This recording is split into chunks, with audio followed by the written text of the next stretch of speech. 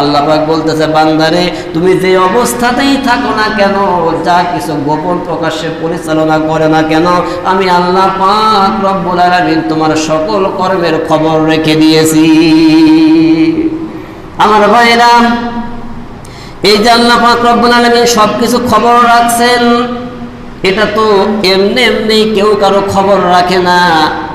আপনি যদি কোনো মানুষের খোঁজ খবর নিতে চান, তার সকাল থেকে বিকাল পর্যন্ত, বিকাল থেকে রাত পর্যন্ত, সারাদিন সারা রাত সে কি করতেছে, এই খবর যদি আপনি রাখতে চান, আপনি তো বিনা কারণে খবরগুলো রাখবেন না। অবশ্যই আপনার তার মধ্যে কোনো উদ্দেশ্য আছে। কথা বলেন ঠিক কিনা? তাহলে আল্লাহ পাক রব্বুল আলামিন আয়াতের শুরুতেই যখন মেসেজ দিচ্ছেন, তথ্য দিচ্ছেন, বান্দা যে অবস্থাতেই থাকো আমি কিন্তু খবর রাখি, তার মানে বোঝা যায় আল্লাহ পাক রব্বুল আলামিন এই খবর